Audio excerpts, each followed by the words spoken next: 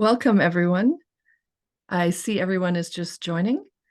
This is our webinar on navigating the structural frontier with protein NMR in the era of artificial intelligence. It's brought to you by the Protein Society. My name is Liz Meyering. I'm the president of the Protein Society, and I'm delighted to be introducing the webinar today on this exciting topic. We'll be learning it from world leaders in this very exciting field. So before we turn to our science, I'm going to have a couple of announcements. So the first is that I'd like to invite you to join us for the Protein Society Symposium, which is in Vancouver this year in July. Our registration is open and we have a fantastic program. You can find symposium information at our website. And I'd like to also highlight that we have a lot of travel awards. So we really hope that you'll take advantage of that as well, and we hope to see you there.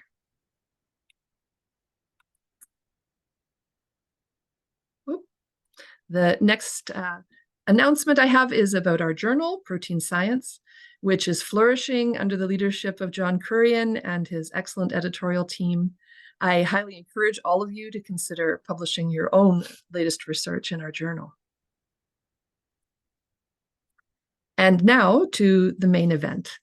I'd like to warmly thank Dr. Ray Huang for organizing this webinar.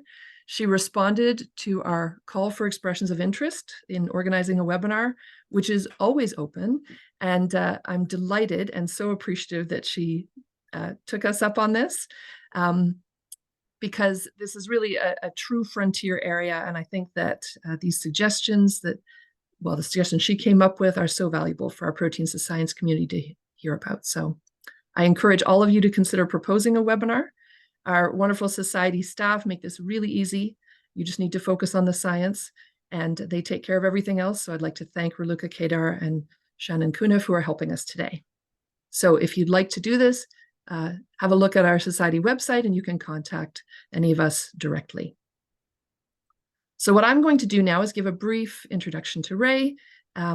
She obtained her BSc in chemistry from Peking University and then did her PhD studies in protein NMR, working with Ayalusa Ramamurthy at the University of Michigan.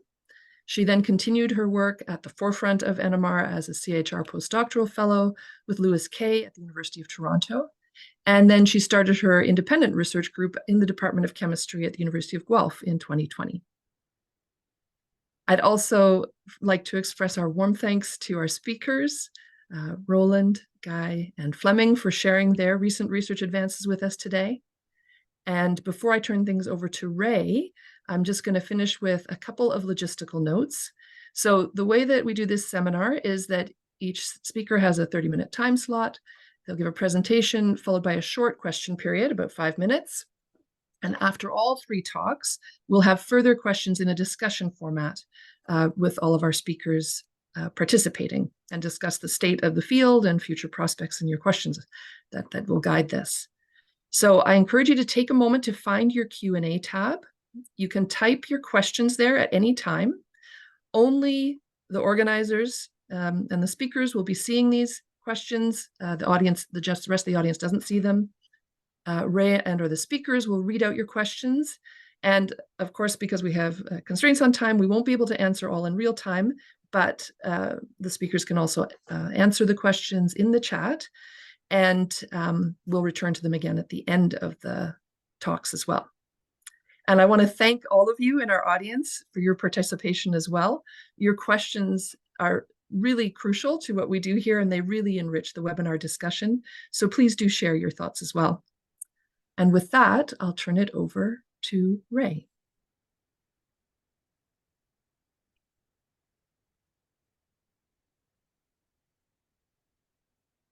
All right. Can everyone see my screen? All right. Hello, everyone. Thank you, Liz, for this kind introduction, and really thank you for this opportunity to organize today's webinar. As mentioned, our topic today is navigating the structural frontier with protein NMR in the era of artificial intelligence. It is a really exciting topic for me, and I believe for many others who are here today. And I'm very looking forward for today's talks. So there's no doubt that we live in a time of artificial intelligence. On one hand, machine learning, in particular deep learning, has really penetrated deeply into our everyday lives. Think about every time that we unlock our phone using facial recognition, or when we talk to our home assistant device, to ChatGPT and self-driving cars. AI is really prevalent in modern lifestyle. And at the same time, in the scientific world, AI has started a revolution on many scientific disciplines, including biology. Many of us probably remember just a few years ago when AlphaFold 2 first came to our attention and demonstrated the impressive achievement of deep learning models in predicting protein structures based merely on primary sequences at nearly atomic level accuracy. So suddenly, instead of like around 200,000 of structures that in the PDB database, hundreds of millions of structure predictions suddenly becomes available overnight. A very important milestone in structural biology, I believe. And building on that momentum, there are significant efforts follows. Many deep learning-based algorithms have appeared as the ecosystem grows. And meanwhile, many doors are opened for researchers to explore this rich information, structural information, whether it is to use it as starting models for X-ray structures or cryo-EM, or predicting functions or mechanisms of an unknown protein, or drug discovery, or protein design, et cetera, et cetera. In the field of structural biology, NMR has always played a very unique role, from the early days when it's used for structure determination of small proteins to decades later, like as today, it has developed into this really powerful and versatile tools, not only probing structures, but also dynamics spanning a wide range of timescales, not to mention that its unique role in characterizing interactions, IDPs, and loss theory, and etc. So it is really of great interest for us to think about how and protein NMR fits into this grand picture of AI-infused scientific world we're living in today. In particular, like how does NMR, what's the role of NMR can or should play towards a future where powerful AI-based structure predictors exist, or how can we leverage the already developed ML models and use them to advance the field forward? Or can we actually use generative AI to design new experiments? What can we do? What do we need to do to get there? And are there pitfalls, and are there things we're missing? They are all the questions that fascinate me and keeps me wondering. Luckily today, we have three leading experts in the field: Dr. Roland Riek, Dr. Gaetano Montelione, and Dr. Flemming Hansen, to share with us their cutting-edge research and their very insights on this very topic. So now it is my great pleasure to introduce our speakers today. Our first speaker, Dr. Roland Riek, is the head of the Institute of Molecular Physical Science and ETH Zurich. He obtained his PhD in ETH with Nobel laureate Dr. Kurt Ulrich on the NMR structure of the malt prion protein in 1998. And after a few years of postdoc training in ETH, he joined the Salk Institution in La Jolla, California, as an assistant professor, and was promoted to associate professor and director of the NMR facility at Salk. In 2007, he moved back to ETH and has been full professor in physical chemistry and leading the bio-NMR group there since. Dr. Riek's great contributions in the NMR field is exemplified with around 200 publications in a diverse array of topics, spanning from structures of amyloid fibers, membrane proteins, in-cell NMR, DNP, to the more recent exploration into the origins of life, as well as using AI to assist the rapid protein assignment and structure calculation. So today, his talk will focus on deep learning-based fully automated chemical shift assignments and NMR structure calculation. Our second speaker, Dr. Gaetano Montelione from Rensselaer Polytechnic Institute. Dr. Montelione completed his PhD at Cornell University under the joint mentorship of Harold Schrager and Kurt Ulrich. Did postdoc research in protein NMR post-sequence development with Gerhard Wagner at the University of Michigan before he joined the Rutgers University. There, he was appointed the Jeremy and Lorian Aresti Chair and Distinguished Professor of Molecular Biology and Biochemistry. After 2019, Dr. Montelione moved to RPI as a Constellation Endowed Chair of Structural Bioinformatics. Dr. Montelione was the director of the Northeast Structural Genomics Consortium from 2000 to 2016 and has led a team that has determined more than 1,200 3D structures by X-ray crystallography and NMR. He has received a number of distinguished awards and has around 400 publications to date. His research group uses a hybrid approach combining NMR and other biophysical methods and structural bioinformatics to solve structure problems, but also they collaborate with CASP program and contributes to quality assessment to structure prediction and modeling. So today his talk title is a modeling alternative conformation states of proteins with NMR data and AlphaFold 2. Our third speaker today is Dr. Flemming Hansen from University College London. Dr. Hansen obtained his PhD at the University of Copenhagen under the supervision of Dr. Jens Led and joined Dr. Louis Kay's lab in Toronto for postdoc training. In 2010, he joined University College London as a lecturer, which is equivalent of assistant professor, with a BBSRC David Phillips Fellowship, and was promoted to senior lecturer only 4 years after. Since 2017, he has been a full professor and the chair of NMR spectroscopy. He is also a fellow of Royal Society of Chemistry since 2015 and was awarded our RSC Marlowe Award. Dr. Hansen's research focused on using NMR to probe protein dynamics and developing new NMR methodology to characterize motions and interactions. And in the recent years, he has really been pioneering in integrating deep learning into NMR methodology design. And today he will speak with us about biomolecular NMR in the era of artificial intelligence. So now without further ado, let's welcome our first speaker, Dr. Riek. Dr. Riek, I'll hand it to you. Hello, everybody. Right, thank you very much for the kind introduction and in particular for organizing this event. It's a great pleasure to be part of it. And once the technology works, I can maybe start. You see my screen, I hope.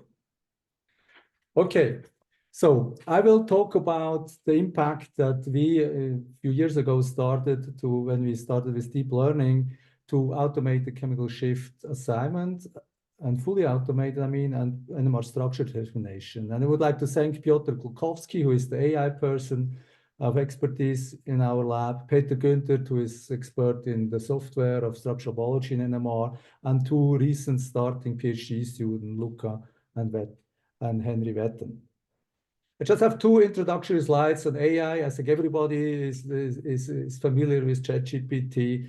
And here I just show a car plate. I don't drive, and I don't think we should drive too much, but still the example. That's what AI can do, is resolving this low information looking like, with the information is the same on the left and the right, to something that we can read. And this is easy because, of course, there are only letters and numbers that needs to be explored. In protein NMR, of course, it is totally different level. And I would like to go into that a little bit. Again, from a very high level of thinking. What could be the really cool things and advantages of NMR? There are many correlations in an NMR spectrum. Here I show you a nosy, proton-proton nosy. We have a single spin half here, a chemical shift that interacts with many other chemical shifts. And there is a matrix, right? There are lines and lines. There are a lot of correlations. Human beings are not really good in correlations more than 4. A computer can do that. Another important, very important aspect is, and that is the last talk of this presentation we'll concentrate today, is we can simulate NMR spectra. The NMR series is known. I show you here on the left side a 2D nosy that was calculated based on the structure and the chemical shifts available in BMRB, and on the right-hand side, an experimental nosy. And I can hope you can see and appreciate the high correlation between the two spectra, even the T1 noise along here, and the water can be calculated. So this is an advantage, we can calculate. But in addition, we have established statistics like in BR1B, or also software like Talos that can work with it. It's a long tradition in NMR to work with statistics. One issue that we are not using, but we can use in principle, I think we are not using well enough, is quantitation. If you have a protein with 500 protons, 500 protons are in the spectrum, and the integrals in a 2D NOESY should follow that presentation, that number. The disadvantages is, and that's something I always say in every lecture, is we have very little data available and stored in terms of spectra. There are 8 or 10,000 NMR structures deposited at the PDB, and there is almost nothing stored. It took us a long time to get data of 100 proteins.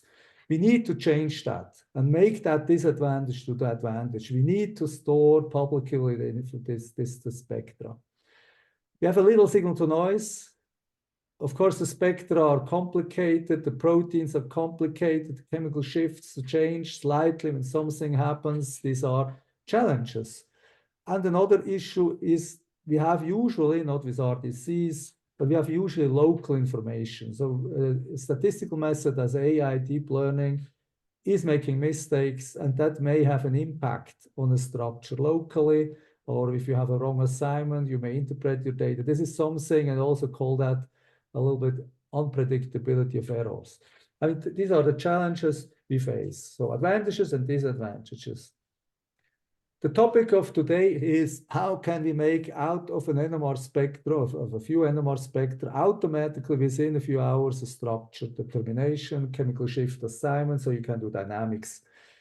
What is the usual procedure? You may have a software that is doing pick picking, then you look with a software at your spectra, you assign, you may have help in this assignment. Of course, there are softwares, and then you do a structure calculation, but this is manual work.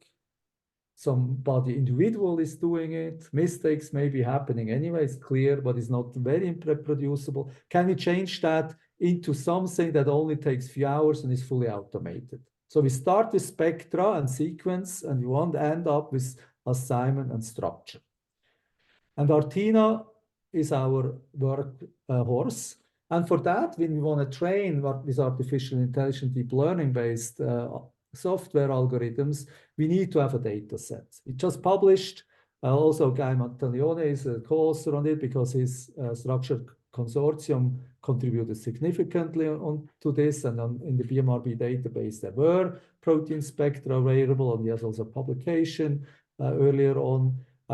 We have here a resource of 100 proteins with many different experiments. Here on the right-hand side you can see we have triple resonance experiments. We often measure the NOESY. We often need and know how to measure. And we have also the sidechain experiments that are part of it. The proteins are up to 20 kilodalton in molecular weight. We have beta sheet and helical protein. The assignment available in black is almost fully the backbone. In orange, less the side chains, but usually also high up in the 90s. So that's the starting point where we can go for training. And that is the software Artina that we are looking at. So this Artina is not fully deep learning based yet. It is making deep learning in pick picking in this step. Then we use Flyer that is established to do assignment. Then we have a learning algorithm to get better assignment. So we can, I will come back to that later, you can come back to that and feed again Flyer. And then we can do again standard structure determination with Cyana, established since many years. And then we use an algorithm to select the structural information to again run Flyer and go back to the structure calculation with Cyana. And then again, an AI-based deep learning algorithm to find the right structure that is proposed, or a bundle of 3 different structures that is proposed. So that's the workflow. It's still a mixture of deep learning and standard. And of course, we can continue on it, indicating that we are in the early phase of this enterprise, of the influence of AI into NMR, by molecular NMR in particular. So it's about pick picking. So how do we start? I'll just show you here that we trained on these 100 protein data sets. We had the peaks, and we let the program train. And I would like to just zoom in and highlight you, yes, it is picking this peak, not only that peak and that peak, or here it picks also this resonance here, or here it picks indeed these 3 resonances I would be expecting to pick. So the peak picking works. It is based on 3D spectra, so the resolution is not so high, so it's not optimized for 2D. It works, but it does not optimize for 2D. It may not work optimally for solid-state NMR spectra. We will retrain that because solid-state NMR spectra have very much more broad lines.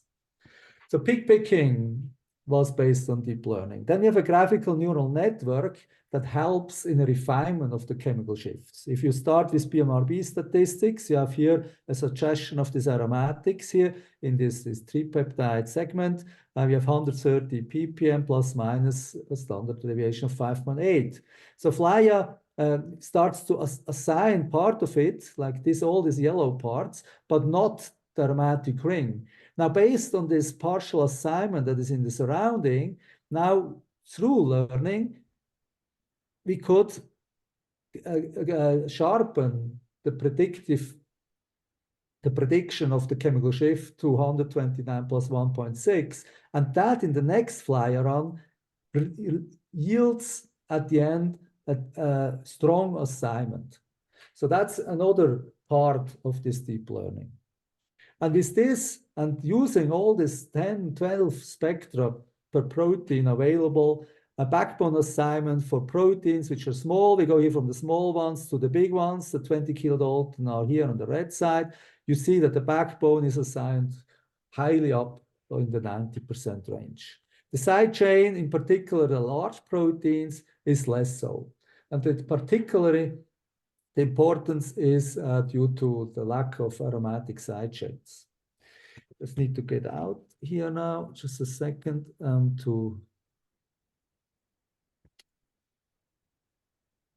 sorry, to be back here and show you now the next step, the structure calculations. So in blue is the fully automated protein structure bundle, and superimposed to the PDB deposited one in yellow. And I think you appreciate that there is almost no difference. For many structures, we have we have an RMSD that is below 2 angstrom. We have a few outliers, 3 outliers, and which are shown here. We have 3 that are larger than 3 angstrom. And why is the reason? The reason is, and the outliers is shown here. You can see this blue helix is not packed where it should be to the yellow helix because of the lacking of the aromatic side chains. Here a similar situation happens too. And indeed, the aromatic side chains are not assigned well, as indicated here, because in the data set, there is a lack of this particular assignment experiments that got introduced by Louis Kay in the 90s. They connect from the C-beta to the C-delta, C-beta, C-gamma, C-delta, H-delta experiments or something like that, or using HSH toxi. So we implemented that now in our spectrometers, and we get higher assignment. Now, this Artina software is available on a platform, an online platform, NMRtist called. I show you here just the homepage where you can load up your protein spectra. You need to load up spectra. You need to load up the amino acid sequence. And then you decide whether you want to do chemical shift assignments or getting structures. We teamed up with Brucker. And so our idea is that it will be implemented within TopSpin so that you have a dynamic interaction between the Artina and the TopSpin. So you start your measurements and you finish whenever Artina tells we have sufficient data quality. That's the long run, what it is. At the moment, an output, what you get is you get for your protein a value, and in terms of a spectrum, like here, the CBCA-CONH spectrum, it got rather well picked, but not optimally or not less well than the average of the 100 data sets we have. So because we have a large data set, you can always compare. We make interesting findings. Sometimes people upload spectra upside down. Then the NMRtist can find that out. Sometimes you're not having the right reference. The NMR test will do that. So we have put in a lot of tools to have some of the small problems that may arise in the complexity of the measurements. But you also can see with this software, I'm sorry here, you can see, oh, this is spectrum maybe not optimally, we may need to measure longer, maybe the sample was not ready, happy anymore. That's one thing of the output. Another output is this strong and weak assignment from fly-in. The strong assignment is usually at high accuracy, and the weak assignment not. Here I show you phenylalanine with weak assignment in the aromatic side chains and tyrosines of this 20 kilodalton KRAS protein, and this is exactly because these side chain experiments have not been acquired. I will come back to this difference between strong and weak later. How is it with the users? We have a lot of users, about 3,000 users. We have now 14,000 NMR spectra uploaded, but we cannot make it public because people upload their work. So we need to change that, and we need to figure out a way that this data will be available to the public. We have almost 5,000 assignments that have been done over the last couple of years. Over 2,000 protein structures were calculated. And we have about 3,000 users all over the world. I mean, not all over the world, but let's say in the north mostly. And we try, although we are a small team, really to optimize it and to get extensions. For example, one extension we recently published, I will not talk about it, it's just here published here. What happens, you have your assignment at pH 6, but now we want to do everything at pH 7. So, or if you have find an assignment BMRB, but in a different or from a homologous protein, you can enter that now, you can do that. You can also add a homologous protein structure to begin with, or an AlphaFold 2 structure to begin with, and that will help. Or you can also add limited other distance restraints you covered from EPR, for example, from PREs. You can add them up, or you can add a manual peak list. You can also add up. Things like that are possible. What we also have is now we have the two-dimensional noses on there. We have all the solid-state NMR, or many of the solid-state NMR experiments uploaded, but they are not optimized yet in terms of peak picking. We try and we'll go and look into this. Soon they should be available to do ligand protein complexes. So any molecule, that means almost every small chemical molecule that can be in the Cyana library taken up, can be calculated. It's interesting for maybe drug research, protein-protein complexes, dimers. These things should be possible soon. DNA, RNA in principle possible. We want to really work on this. And we will focus soon thereafter on the 2D nosy, toxi, and the solid-state NMR work. Just one sentence coming back to the 13,000 NMR spectra we have, but we cannot share with others. It's we have got money from the ETH to have depositation of the spectra. We call that NMR Prime. It soon will be online. I would like to indicate to the PIs that will be a good way of organizing your data. If I need to go back to 6 years ago, a PhD thesis, finding the spectra, it's always a headache. We will set it up like the PDB, right? You can have on hold, and then you can make it public. And we also think then from the NMR test that we try to have a button there that you can automatically transfer the data. And then we need to talk with Guy and the BMRB people. How can we bring that also to the BMRB? But we need to have that spectra. It's an important entity for the future of NMR. So I mentioned before that we have now the possibility to add AlphaFold predictions. And once you have a structure, of course, you can also predict the chemical shifts. And we use the UC Berkeley approach so that we can maybe measure less spectra. And that we can, of course, now play because we have data sets of 100 proteins. So we selected many different trials. I select here one where we start to see, okay, what happens if we measure only the HSQC and the two noses? What measures do I need? Well, how much assignment I get? Maybe the help of the AlphaFold is that happening. This is this in silico analysis, and I want to go into the details a little bit more. It's a complex data set. Let's focus on that. So let's say we are interested only in getting the amide and nitrogen shifts because I want to do dynamics or ligand-protein interaction. Then I may only measure an HSQC and a nitrogen 15N resolved proton, a 15N resolved proton nosy. What you see here is two lines, and the important line is also the second line. So if you have only Artina, you get only about a third of the about 2/3 of the assignment is about a third of the assignment you get. About 2/3 of the assignment is not reliable. But when you add AlphaFold prediction or also the CSP shift, you increase that significantly. If you add the carbon nosy, you are in the range of 90% if you have AlphaFold as an input. Or alternatively, you have one triple resonance experiments, including the beta shifts, and then you again are at the 90%. So you don't need that many spectra. And I see that as a dynamic way of recording data, because now you get so fast the feedback that in principle, you just start with the nosy, and then with another nosy, certain nosy, or best would be a combined nosy, and then you may get it already. Or if not, then you measure an HNCA or a CBCA ionization, then you're done. And so that's the way we see it.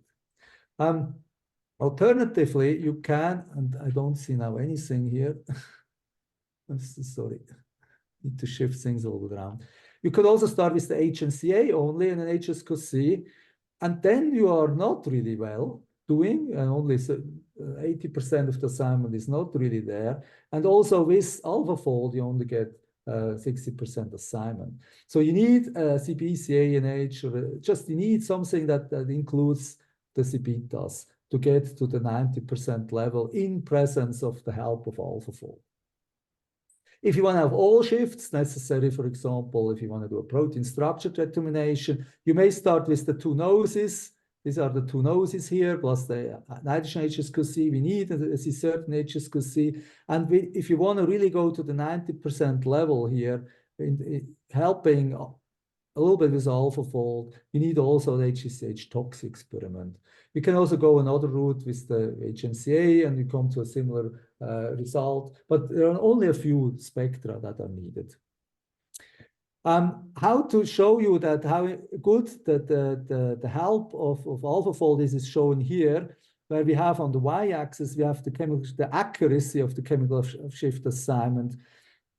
And on the x-axis, we have the chemical shift assignment accuracy, sorry, on the y-axis with AlphaFold and on the x-axis without AlphaFold. And you can see in particular, going off the diagonal for having not so much chemical shifts in Artina, the AlphaFold has a considerable effect, increasing by 20% or so the chemical shifts. Though the AlphaFold prediction must be within 2 angstrom of the real structural. If it's above, or your homologous proteins above away, then you have even a negative contribution. Another thing we could look into is how far can we go with this in terms of molecular weight? Our data set has only molecular weight up to 20 kilodalton, and we put together different entities and added them up on top of each other. We didn't, so that we can see what happens with 400 amino acids, with 500 amino acids, but we didn't take into account the line protein effect of the molecular weight. I need really to stress that. So what you can see is up to 200 amino acids, Artina works well. And then if we have more resonances, because we have a lot of overlap, that the assignment drops fast. But with the input of the AlphaFold, there is very low drop. And so we think that maybe with the help of a 1.2 gigahertz, where the line width, where the resolution problem, the line width is still the same as in 600, but the resolution problem is half as big. We think we may be able to go there. So finally, what are the next steps before I will go to another small subject, which is this mentioned here, is where are we going with the assignment and structure dimension? We want to go to homonuclear spectra, having only unlabeled protein. This is a 2D nosy of a 20 kilodalton protein, KRAS, and measured at 1.2 gigahertz. And I hope you appreciate this high resolution we can get with homonuclear detection. And so the hope is that within a few hours of measurement, this was measured, this is a 1 millimolar sample, measured for 4 hours or so. We should be able, maybe with the help of AlphaFold, to get assignment structure, maybe dynamics. On top of that, I think it's important to realize that NMR has much more to contribute than shifts and structures. It has a lot to contribute about the multiple structures that the protein visits, which we usually call or describe as dynamics. And to highlight the next step, what the next presentation from Guy is indicating, I would like to show how we, with NMR, can get multi-state of protein structures at atomic resolution. And what I show you here is an example of a small protein, but you have 2 states. These 2 states are tiny different, but with NMR, we can resolve them. With simulations, maybe not. With the help of AlphaFold, we can maybe get, but I would indicate with the help, because we have here experimental data. And this is the NOE which we use, because the NOE between 2 spins is distance dependent in a 1 over r to the power of 6, but in an average entity. So if the protein visits during the nosy mixing time several states, the information is in there. And we can measure the accuracy of such a distance here of 0.1 angstrom. That is a 15th of a carbon-carbon bond. And we can measure now, in this case, we have the tryptophan has 4 degrees of freedom. We measure 30 distances that have an ensemble average distance. And so we can measure multiple states, calculate multiple states. That's a recent example, a PDC domain. We have a bundle in cyan that is representing 1 state, and a bundle in dark blue that represents another state. I mean, I hope you appreciate here the helix is also in 2 states, and here the helix alpha 1 is in 2 states. So we have multiple states, correlated motion between these 2 states in our NMR timescale. And when you add the ligand, which is in here, then the 2 states, for example, of alpha helix 2 are gone. And so these details will be absolutely critical, I think, in a protein society conference or meeting or webinar here. It's obvious, right? Protein allostery is an important entity, and we know very little on it, but indirect observations. And here we get atomic resolution information. We really can see which amino acids are changing, how much, and this is a bundle of protein allostery, and in complex, you have another protein allosteric network that builds up. Simulations may work also, but here is experimental data. And again, maybe indicating the next talk, the help of AlphaFold may contribute here. With that, I would like to thank my people. I mentioned Piotr and Peter's contribution at the beginning. And of course, this is Switzerland. We still have some glaciers. Happy to answer questions.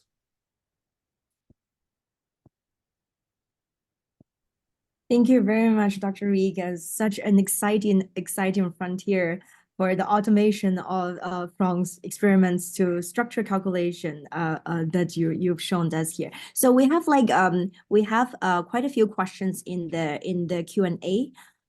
So maybe I can start with just in order for the questions that can you see them? Starting from is there any reason that AI needs to further transform the data? If we train AI on the raw FID, then we can retain all the information and also don't need to feed it any artifacts that result from the FT. Yes, so Flemming will talk about that. He is always using free induction decay. We always use the spectra. I see the point that you may get artifacts in by transforming. In principle, it's a bijective transformation. In principle, both should be equivalent. But of course, some people may use a window function that's different than another one, and things like that. All right. Thank you very much for the answer. There's also, I'm going to the next one by, 1 second. by Reza Asmarli. Have you applied Artina to membrane proteins? No, we have not applied that to membrane proteins. All right, and there's But also in principle, there is nothing. Okay, there's interesting because the detergent NOEs may be having an influence. Interesting. Maybe one should try in silico a few data sets to make sure that not wrong assignments are made. I think that's an interesting point to look at. And following the similar line by Douglas Walker, how does Artina perform on IDPs? We didn't train on IDPs. Some people used it and it works.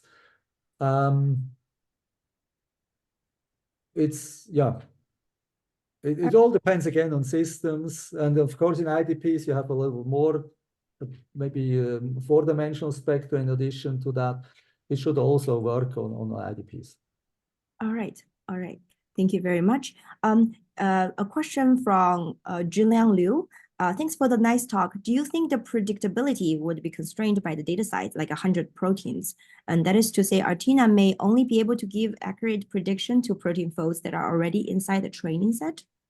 No, that's not what we did. So in the training data set, what you usually do is you take from the 100 structures, you take 80, train the entire data and predict it on the 20. And you do that like 4 or 5 times so that okay, this is an important request from the deep learning side, that you never use the same part of the proteins in cell. This is a little bit of a problem when you go to AlphaFold. For example, our work now that we include AlphaFold had, of course, the proteins already that we use. So there we cannot totally exclude that this is an indirect influence. Right. Okay. There's also let's do two more questions. There are quite a few like in the chat. So okay, another one is that when AI used in structure prediction, we can see that we have NMR to validate the prediction, but when we use too much AI to solve the structure, how do we know whether the results are reliable or not?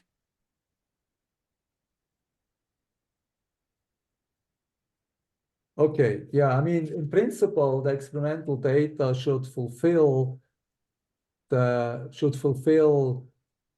present. Okay, let's look from the opposite angle. When we do a structure calculation, at the end we explain all the experimental data by a structure. If you get a prediction and that fulfills all the experimental data by the structure, then it's a very similar thing. Now the issue is, of course, there are mistakes in the assignment and the experimental data, and how one figures that out. And what we have is when you run Artina, you get 3 structures as an outcome, and if they're very similar, because one calculated it several times, and also we tested that on the data set, one gets then, under the circumstances that these 3 structures are similar, based on the data set, you get most likely correct structure, and then it will work out. I think probably people here in the audience are NMR people. You go back and look at your spectra and you find mistakes. It's not without mistakes. And you also in cryo-EM or X-ray crystallography, you still go back and look at your data and you find some mistakes and adjust them, and then you do again a calculation. That's why it's so important on the NMRTist webpage that you can add them the assignment you changed, and then you can run it again there with the corrected assignment, and then you will it will not fail again in doing this assignment. All right. Yeah, thank you very much, Dr. Riek. I think in interest of time, there's still a few questions in the chat, but in interest of time, we'll move on to our second talk today by, thank you very much, by Dr. Guy Montelione. Please share, feel free to share your screen, Dr. Montelione.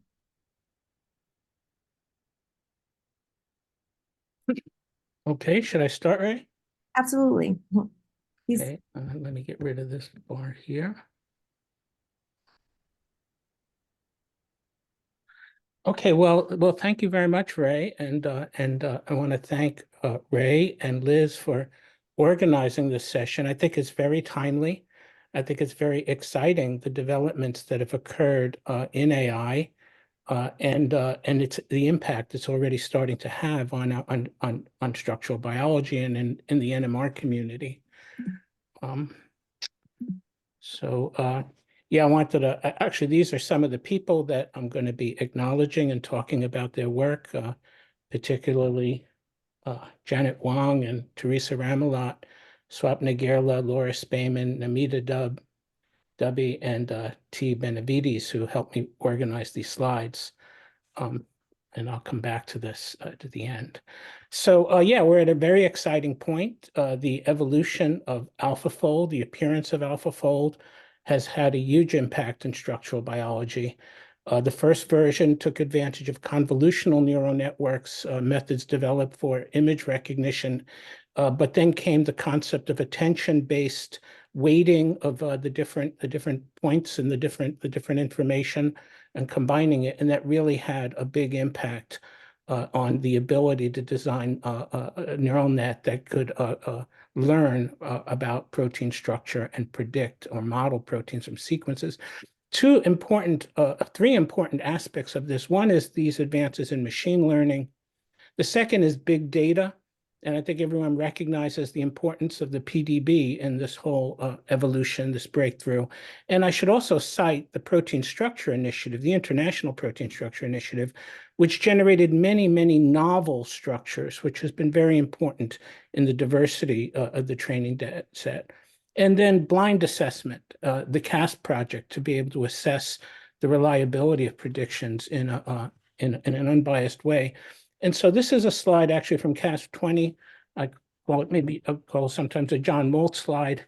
And what we're plotting here is the target difficulty for about 100 targets, typically in each cycle of CASP, against the GDTS, which is an RMSD, a superposition RMSD measure against the ground truth, the experimental structure, which wasn't available. Difficulty means, was there a template available? Primarily in other aspects that make the target difficult. And traditionally, CASP predictors had a very hard time in this we call free modeling regime. The circles here are the results from the AlphaFold 2 modeling predictions in CASP 20. And what we can see, here's a line through those circles, and almost across the board, it's almost flat. With about a 90% GDT, which corresponds to about a 1 angstrom RMSD. So this was really a tremendous breakthrough. And of course, since then, methods have continued to improve. This is one of the assessment models that we did as part of the assessment there. Remarkable, reliable prediction of a target for which no template was available, a hard target. And the other thing that's very exciting was the fact that these methods then got propagated to the community in a very rapid way. The CASP 14 was in December 20. Within 6 months, it's published in Nature, and the academic community, David Baker's lab, was able to mimic or do something similar to that in a Rosetta fold. And then within a short time, we had open access to complete proteomes and 200 million structures. And so this open access to the information really made it particularly impactful. So immediately people could start to model even quite large structures, like some of the ones shown here that we had been working on for some time and didn't have good homology-based models, but can now generate these machine learning-based models. So I want to spend a few minutes talking about the reliability of the AlphaFold models, the computation of structures. And as Professor Riek pointed out, what's really important is capturing raw data. And we've really tried to make an effort in that. I think it's been somewhat successful, but really not sufficient. This is an example of a publication we did on 45 NMR X-ray pairs together with raw NOCI data particularly for methods development. And we use these kinds of data sets extensively. So what we did was to model some of these structures with AlphaFold, and then assess with a barrage of different structural quality assessment metrics that we've developed and integrated over time, and are used in PDB validation and in CASP validation. In particular, validation against experimental data as well as knowledge-based scores. So just as an example, this protein was an NESG target, and we're comparing here the AlphaFold, the NMR, and the X-ray structure, and all with really excellent agreement within about 1.5 angstrom RMSD backbone. And this is across the whole set. We typically see that kind of agreement. Sometimes here, actually, the crystal structure is slightly different than the NMR and AlphaFold structure. So that's a relevant point. And actually, this is a system which we think has some sort of dynamics or allosterism that make the difference in the structure between what's in the crystal and what we see in solution. When we assess against data, we can, of course, assess against constraint lists, and we assess against chemical shifts, but we're particularly keen on assessing against NOC peak lists. And this is a method we developed some time ago, Janet Huang's part of her PhD thesis, in fact. And the idea is that we can generate a network from the model, and then we can generate a network from the NMR data, the chemical shifts and the NOE peaks, where for each NOC peak, we make a link for all possible assignments. So we call this the ambiguous network. And then we can calculate statistics of how well the model agrees with the data or the data agrees with the model. It's kind of like comparing contact maps, except the contact map from the NMR data is an ambiguous contact map of all possible assignments of the NOC peaks. So we compare NOC peaks and chemical shifts against models. And then we calculate what we call discriminating power score, which is just normalized so that a random structure would give a value of 0. And the best performance, considering the completeness of the NOC spectrum, which we get by looking at 3-bond connected protons, would give a DP score of 1. So this is a kind of R factor, and this is just showing how the DP score correlates with model accuracy. Typically, we can calculate the DP score for a confirmation. We see values greater than about 0.6, or if we average over all the confirmations, a value greater than 0.6 or about better than 2 angstrom structures. And we also have an ensemble DP score, which is actually taking the average distance across the whole ensemble, treating the whole ensemble as a description of the structure. And there, the cutoff is a little bit higher. So for these AlphaFold structures, we calculated these DP scores, and we found that they're actually just very good, and they actually rival those of the experimental structures. In fact, sometimes they're even better than the experimental structures. That is to say, the models generated with AlphaFold with no data match the data, in some cases, a bit better than the models generated by our typical methods of structure generation from the same data. So it's kind of impressive result. We also looked at residual dipolar couplings for some of these proteins that we had available. So here's an example. We're comparing the correlation between the calculated and observed RDC values. So there, the correlation of about 0.8 for a protein determined by NMR, but not refined against the RDCs. It gets, of course, better if we refine it against the RDCs. The AlphaFold structure actually is comparable to, in this case, to the structure refined against the RDCs. And if we look at this across many structures, we see that that's typically the case. In fact, typically the AlphaFold structures have RDCs better than the NMR structure determined without the RDCs, but not quite as good as the structure refined against those same RDCs. And this is kind of making that same point, looking at Q factors. So this stuff is all published, and you can look at those details if you're interested in. But what are the biases in these models? So one of the principal biases is that all of these were NMR X-ray pairs. So even though we didn't use templates, we didn't use modeling templates in the AlphaFold calculation, perhaps AlphaFold memorized something about the structure. In some cases, the AlphaFold model is more like the NMR structure than the X-ray structure. In other cases, we had these Cas14 NMR structures that were template-free, like this one that I described, which provides where there are no modeling templates to use, or no learning from a homologous crystal structure. And this is sort of showing the quality of these structures. So for this particular case, it's actually interesting that in all the predictions that were made in that cycle of CASP, none of them quite had DP scores as good as the NMR structure, except the AlphaFold models, which actually fit the NOC data even better than those experimental structures for this case, which there's no structure that it could have been trained on. The other point is that the AlphaFold has been trained on crystal structures and cryo-EM structures and not on NMR structures. So if we choose NMR structures for which there is no crystal structure, we don't have the crystal structure to compare to then, but we don't have that bias then. And we can choose those NMR structures also so that there's no crystal structure of even a homologous protein in the database. So we took some of our NESG filter structures and did this filtering.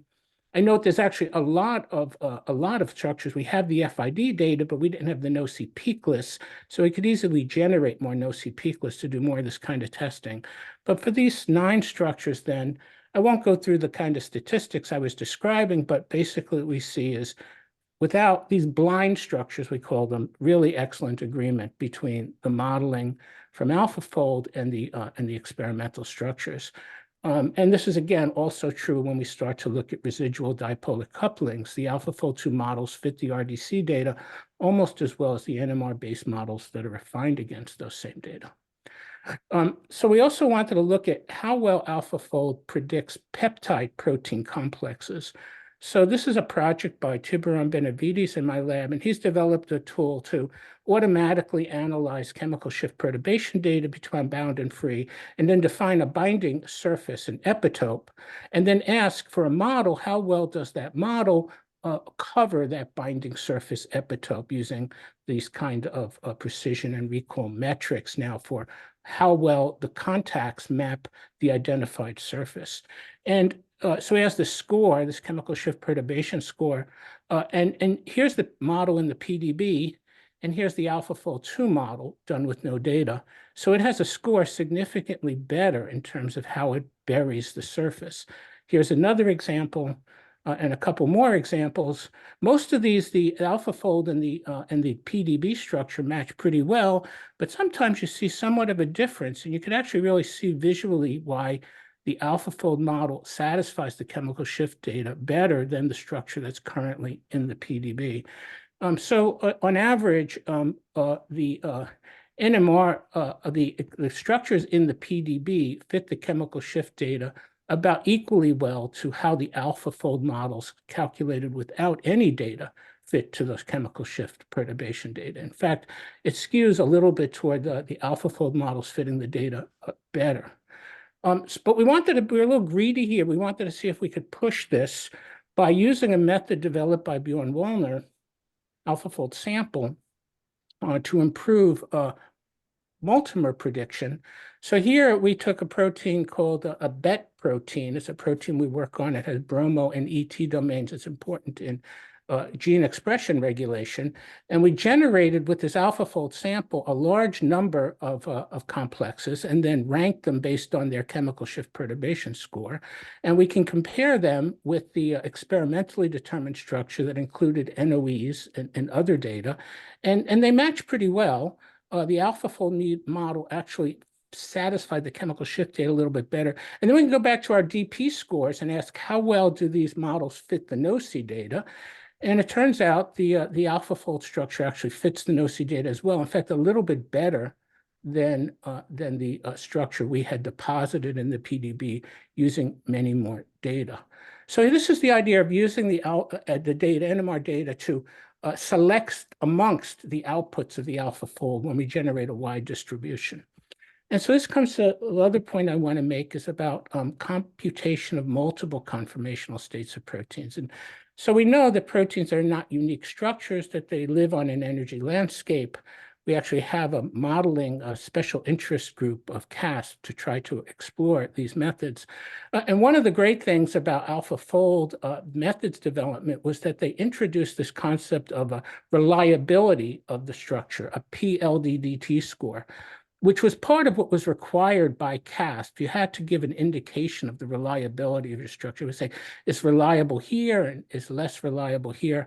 And a number of people have looked at the correlation between these reliability scores and flexibility. So these are plots of the random coil index, which is from chemical shift, a measure of flexibility, against the PLDDT scores.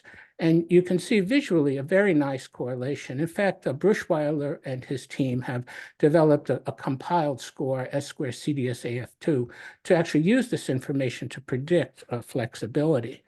In some cases, however, we see good correlation, but in other cases, we see some poor correlation, where the indication, especially where the AlphaFold predictions are poor.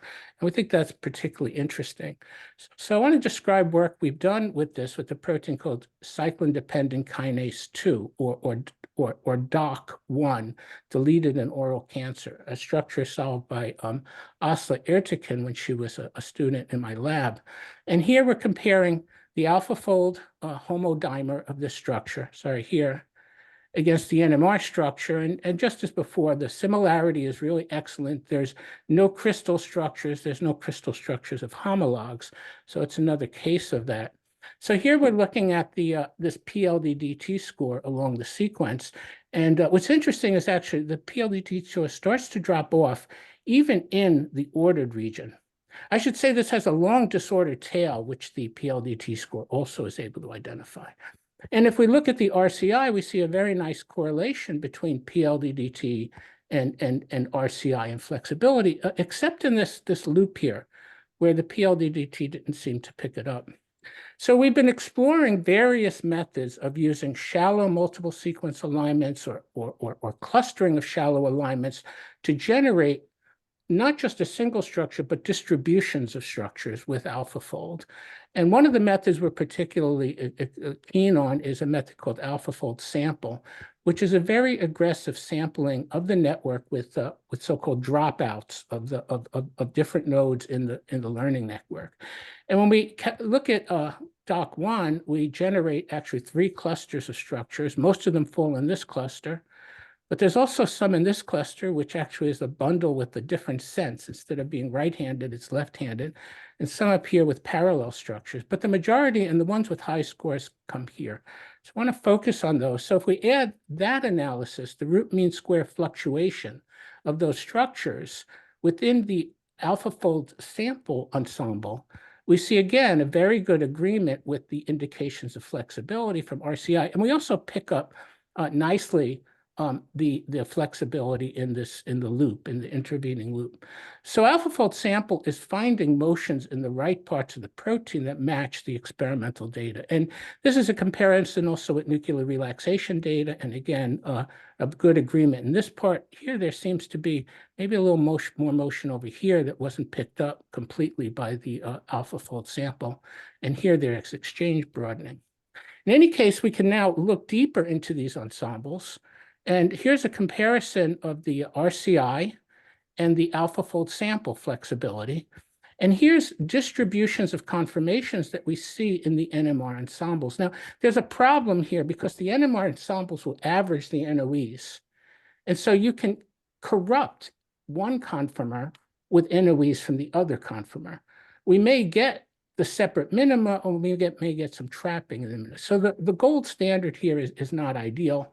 This is the distribution of structures we get in the NMR ensemble, but we do see a very similar kinds of variations and very similar kind of structure distributions amongst the members of the Alpha-2 ensemble. And it brings me back to this issue that we learned about even when I was a graduate student working with Kurt and Harold, is that we often had the situation where, because of fast exchange, we might get one NOE to this part of the protein and another NOE to another part of the protein. So this is giving information about multiple conformational states. It's exactly the same, in fact, as the ENOE, except the ENOE is two distances between the same pair of protons, but it's the same idea. So an example here, we took a protein dengue virus protease, and we analyzed, we determined its structure by NMR, and we actually could get a complete set of NOEs in this part of the protein and another set of NOEs in this part of the protein. So we could actually manually parse apart these NOEs that are arising from fast exchange between multiple conformational states. As Professor Riek was talking about, similar kind of thing. And of course, we can measure rates of conformational transition using CPMG and nuclear relaxation between these states. So this has led us to this idea: can we look for inconsistent restraints among the NOC or contact prediction or even ECs?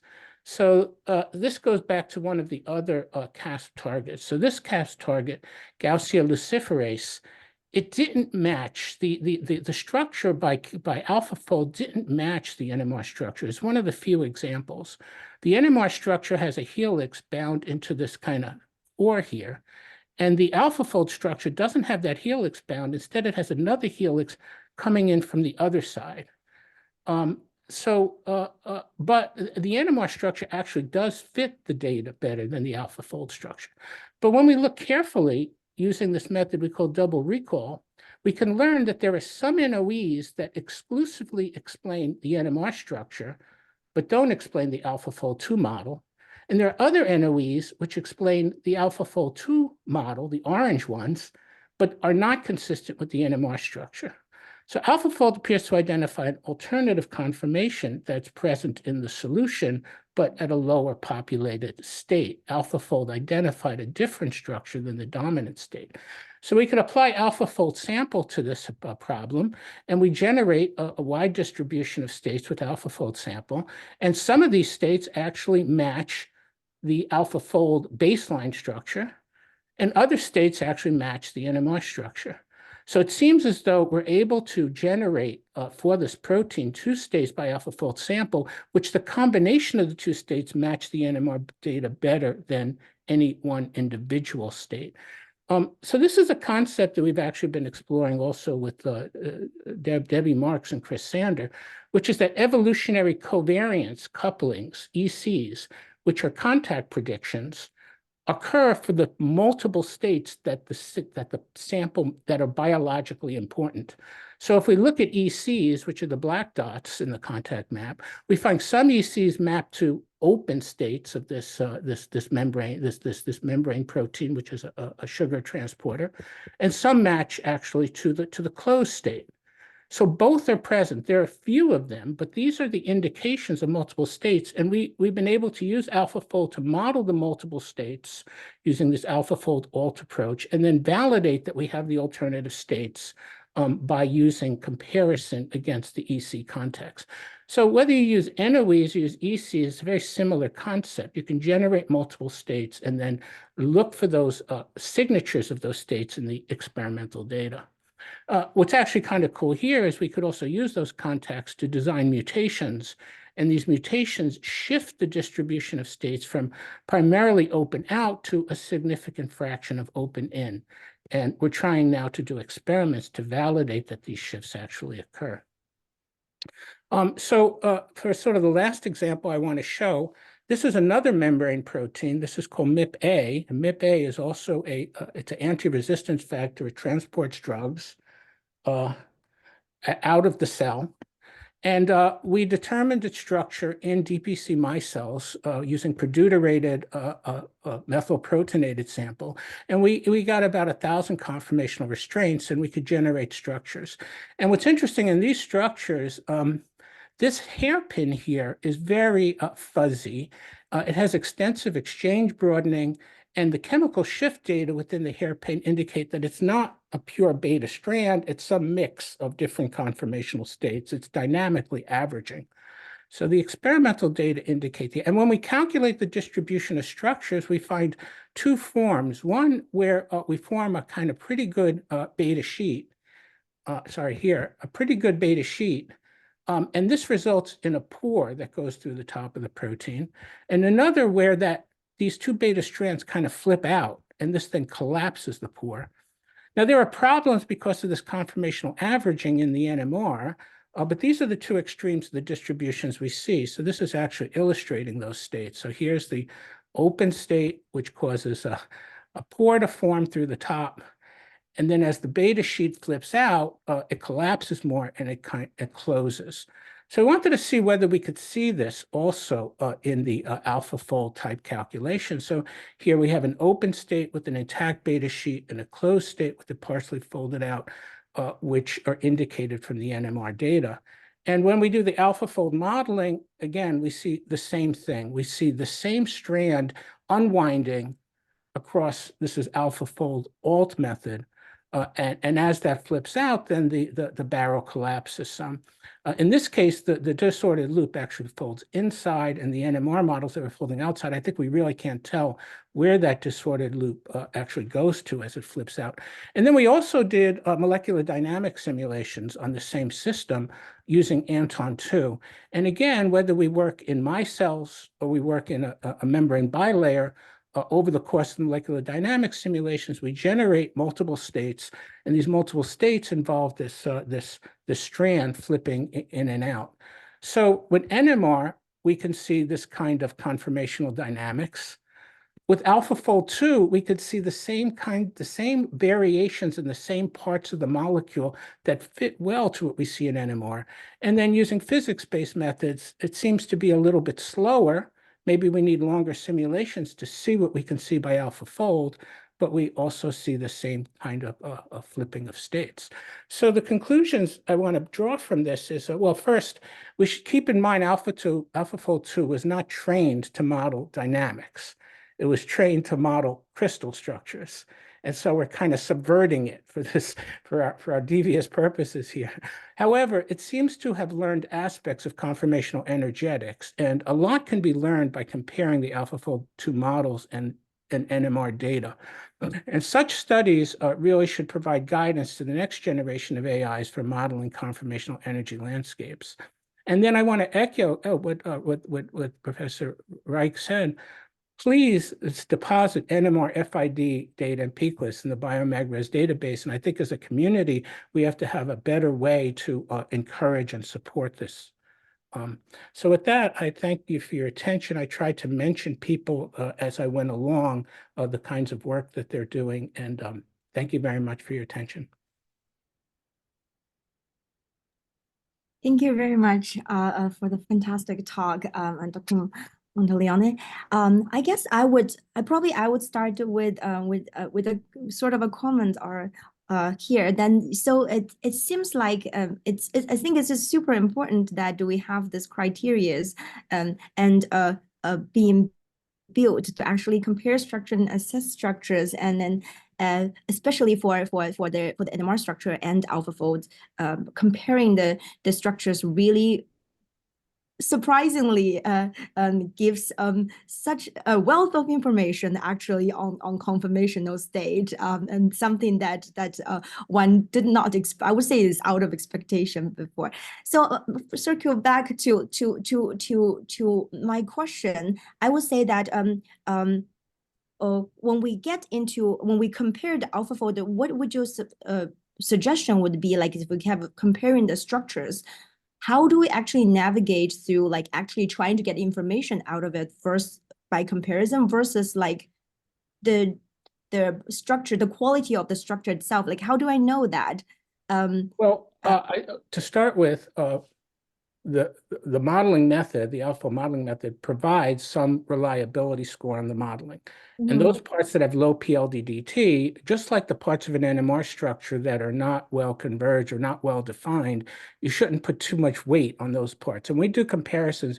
We remove the segments that have low PLDDT, and we remove the segments that in the NMR ensemble are not well converged. We say not well defined. So that's the first thing, is be sure. And then another thing that's very valuable is then to compare the AlphaFold model, not only against the coordinates, but against, as I was showing, the data. Because when you compare against the data, you may learn there's some, I didn't give an example. We had one case in CASP where the structure really was done incorrectly. The peak lists weren't picked very well. And by comparing the AlphaFold data structure against the data, the experimentalists realized this and redid their peak list and regenerated their structure. The other thing is by comparing the AlphaFold structure against the data, you'll learn about data that is not consistent with the structure that can be indicating alternative conformational states. And that's when it really starts to get interesting. I think we're going to find most proteins or many proteins have this kind of property, and that AlphaFold gives us like the rotamer states of the side chain that we can then fit to the data to get the distribution of states. That's kind of the way we're thinking about it. That's really cool. I think it's just a lot of information that that we can actually look closer into and compare. I guess that also because when you showed like how well AlphaFold can predict folded structures, it's sort of like maybe to some people who just it might be discouraging actually to actually go for the structures when you show like such nice alignment.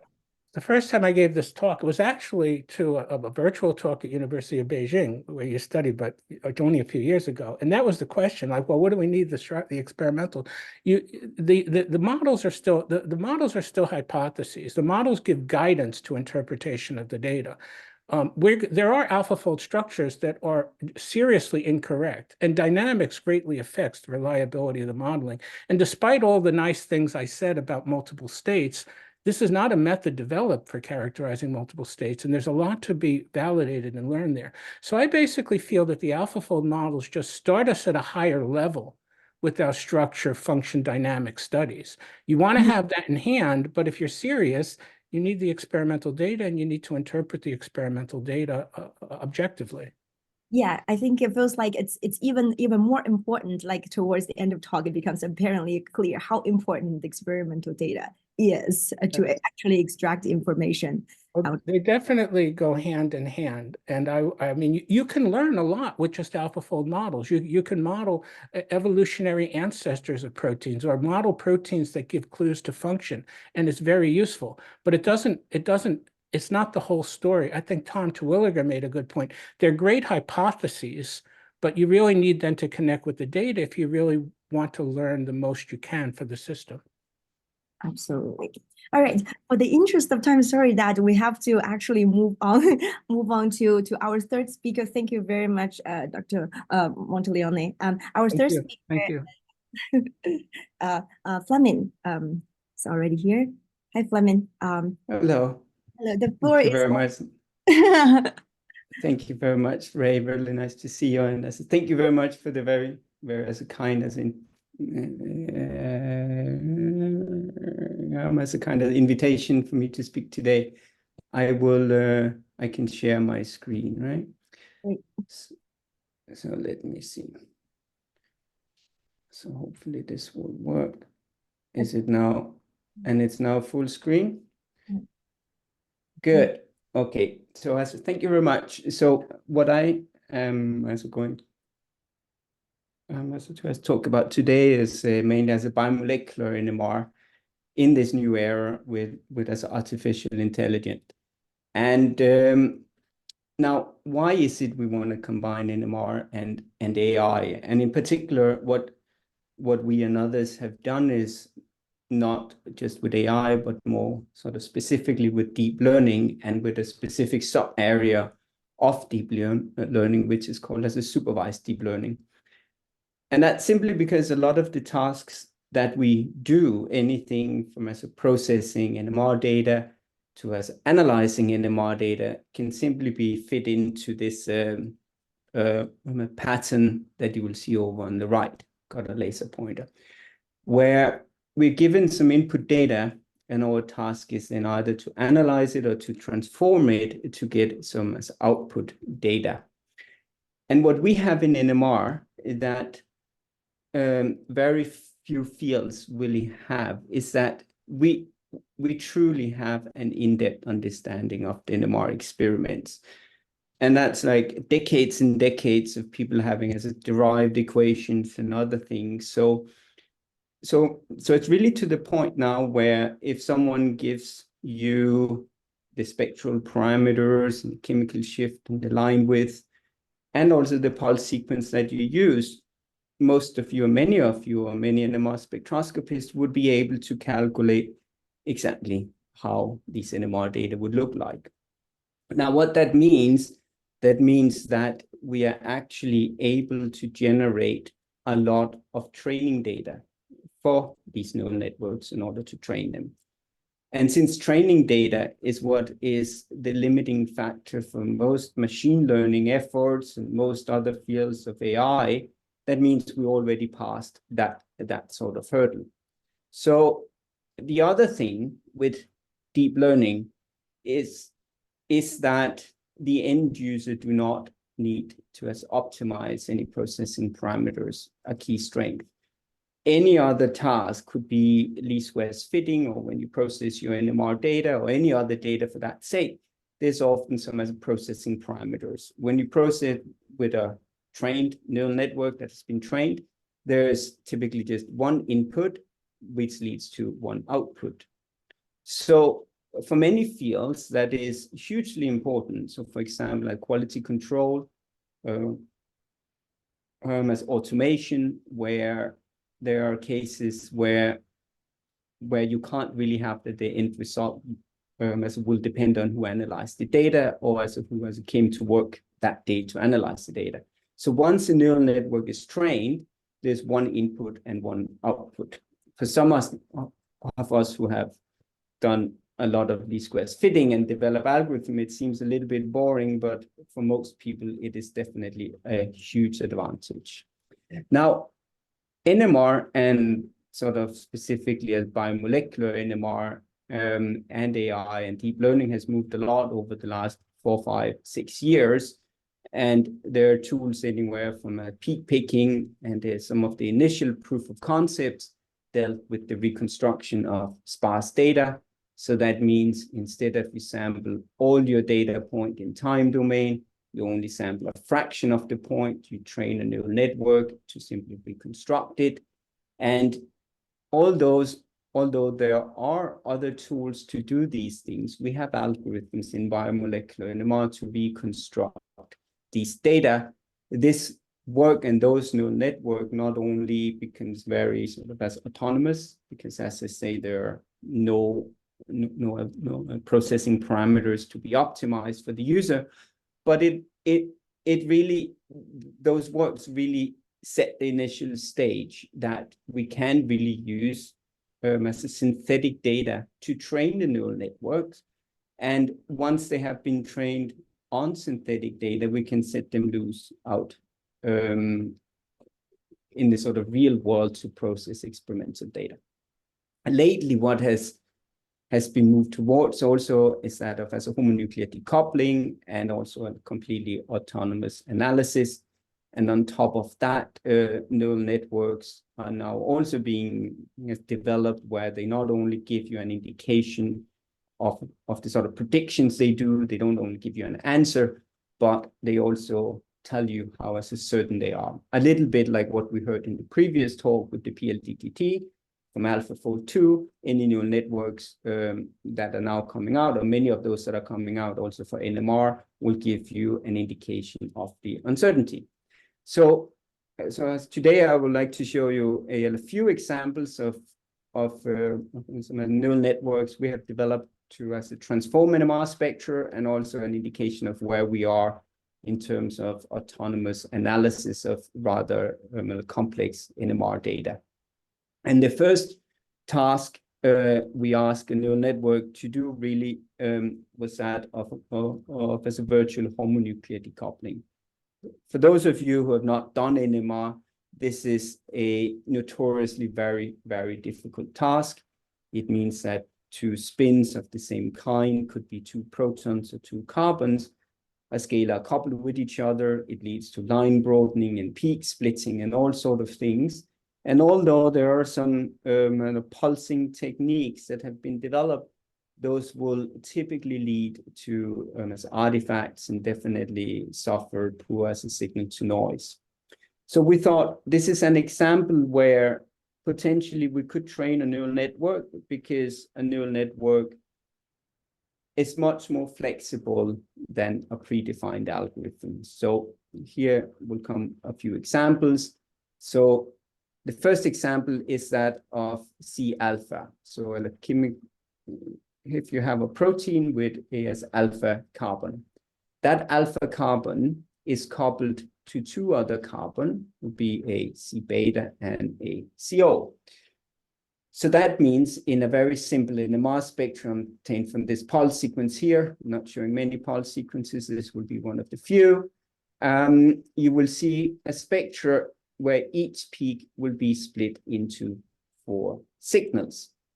Now, the sort of strategy of the past have been to add a long block of extra as a pulses and as a delays to this pulse sequence here would make the pulse sequence much longer. We would lose signal during that time, and we would typically record 4 experiments with all of the different combinations where the 4 peaks would either be up, up, down, down. They would all be up. We will have up, down, down, up, and so on and so forth. We would be able to take linear combination and in that way get a singlet spectrum. The problem is in proteins with this approach that not all amino acids look the same. So this approach would work if the peak for this C beta is very isolated from the C alpha, and we can apply those selective pulses. It would not work for glycines because there we don't have a C beta carbon, and it would also not work for these serine and as a threonine. Simply amino acids don't look the same. So we thought we had previously designed and developed neural networks to reconstruction, that we could train a neural network just to recognize these features, which are rather unique in these NMR spectra, and transform them into nice singlet spectra. So that's what we do. Over a few weeks, we trained a neural network. It was trained purely on as a synthetic data. So that means once it's trained on as a synthetic data, any applications we're going to do on experimental data will also work as a cross-validation and like an assessment of the neural network. So this is a 1D, how it works. So let's see, it clearly does not care about the chemical shift of the other partner as long as it has this pattern. A neural network is flexible, so it can be trained both to recognize this pattern, but also recognize a more simple pattern, that of a doublet for the glycine. So it works for everything. And here's a direct one-on-one head-on comparison with the older version, which is this DIPAP. Remember, we record 4 spectra, we take linear combination. We need to extend the pulse sequences to implement all of these selective pulses. And then the new version where you just record a very simple NMR spectra with all the splittings and line broadenings and couplings, but instead of processing it with a Fourier transform, we're now processing it with this FID-net, which is our neural network. And what you see is that we get a very good looking spectrum. And when we zoom in to the sort of previous troublemakers, those of serine and glycine, what you will see is that the neural network has processed indeed the peaks from those signals really, really well. So I think this opens up the possibility that it's really this combination of training neural networks to do tasks together with how we think about recording the NMR spectrum. That the NMR spectrum we record initially does not need necessarily to have sharp, well-resolved singlet peaks, as long as we can train a neural network to handle the data. So another example of homonuclear decoupling and line broadening is that we get if we have as a uniformly labeling of our protein. So here's one example to the right. Many of you might have heard of the sort of typical limits we have in a solution NMR. And here we've gone quite far beyond that. This is a 360 kilodalton protein, that of the half proteasome. We made in a simple minimal media. It is uniformly C13 labeled, so no deuteration. and no specific labeling. And you see the consequences that we effectively get a very, very broad looking spectrum. Call it more that of a pancake than that of a spectrum. It is very hard to distinguish the various peaks. So we thought, would it be possible to train a neural network to handle these spectra? So as you see, we have homonuclear decoupling or homonuclear coupling. Each of these peaks are split into doublets, and they also severely broaden due to the size of the protein. And so here's our sort of strategy. Our strategy is that we train a neural network to first do the virtual decoupling. That means collapse these doublets into singlets and also make the peak sharper. We first do that along the carbon dimension. We then flip the spectrum around and we do a sharpening of the peaks along the proton dimension, and then we get a final spectrum which actually has a resolution comparable to what you would get if you were to deuterate your protein and use specific labeling. These spectra typically referred to as a methyltrosine. Remember, we have only trained the neural network on as a synthetic data. We can generate data that looks really like broad, fat peaks that are split into doublets, and we can also generate spectra like very sharp peaks. We feed the two pairs or the pair together during training to the neural network. So here are some examples how it comes across when we cross-validate it on synthetic data. What you will see is, by eye, it looks like it's doing a quite good job. And when we compare, get the cross-validation, we see that actually it has a true to a positive rate. So that means it finds the peaks that it should find, sort of north of 98%. So that looked very promising. So let's try and set it loose on real experimental data. Here we have a spectrum of an 80 kilodalton protein. And this is without any specific labeling, without any deuteration, simply recorded a 2D carbon proton correlation spectrum. We then, instead of using a Fourier transform, we process it with our FID-net that has been trained to enhance the resolution, and we get a good looking spectrum. Of course, the question is if this spectrum has anything to do with the real thing and what you would expect. So what we could do with this sample, we could actually go ahead and produce this specifically labeled sample in a deuterated media. So those spectra are referred to as a methyltrosine spectra. And what you see is that the spectrum processed with our neural network matched quite exactly bang on the spectrum that we obtained by using deuterated media and specific precursors. We can, of course, take a step further. This is the spectrum I showed you in the very beginning of this section, the 360 kilodalton. You can see the neural network appears to do a great job in enhancing the resolution and doing the virtual decoupling. Again, this sample, we can go in the lab and produce the deuterated sample with the specific precursors, and you will see that the spectra processed with the neural network match quite well those that we get from the specific label sample. So we think, again, combining the neural network with the way we record NMR spectra probably allows us to push NMR a bit further. Remember, these samples here could be produced in deuterated media, but there are a lot of proteins, those that can only be expressed in mammalian cells, that becomes nearly impossible to deuterate. So for those cases, we believe this method here would really make a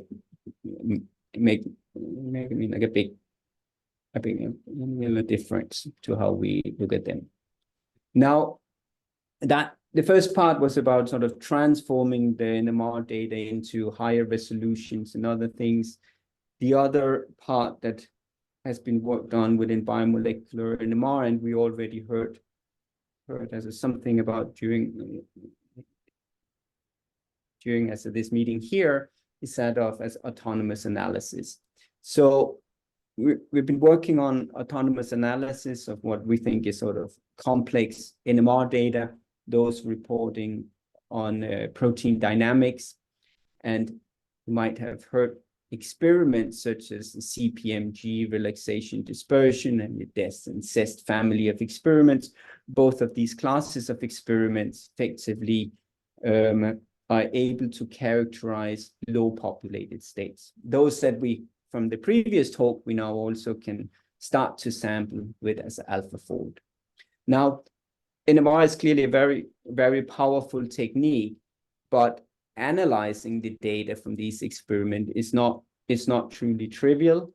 It involves least squares fitting, quite involved least squares fitting with the requirement of very good detection of starting parameters. So we were thinking if we could develop neural networks to help us analyzing these data. Now, one of the more tricky experiments to analyze, I spoke to my colleagues and they pointed me in this direction, is what is called the proton CEST, so the proton chemical exchange saturation transfer. For this talk, the name doesn't matter much and not the specific, just that this is one of the more tricky ones to analyze. It's tricky because it produces these sort of features in a CEST profile that's up and down, and it easily creates a lot of overlap, which means that finding initial starting parameters for your least squares fit is rather tricky. Now, looking at those CEST profile, we should remember that the line shape is not exactly the same as that of an NMR signal. They are not Lorentzian, but by eye, they look sort of a bit like an antiphase NMR signal. With the idea that neural networks are very flexible, we thought, can we at least sharpen up these peaks here? Can we decouple them, make them sharper so it would be easier for people to analyze? So that's what we did. We again trained our neural network, a very similar one to what we trained to do the homonuclear decoupling. We trained it to get rid of these wonky artifacts here from the antiphase features, but turn it into quite sharp looking peaks. And one can already see now that finding the center of these peaks and see if you have a low populated states, these minor dips are from lowly populated states, becomes much easier. So this is on as a synthetic data. These are on experimental data. So you can see the neural network also seems to improve those ones. Now, thinking about that designing neural networks to distinguish between cats and dogs and horses in pictures and even protein structures from sequences, we thought it should be doable to develop a neural network to not only do this transformation, but also actually find out where are these peaks. So what are the chemical shift of all the states, not only the major populated states, but also the minor populated states.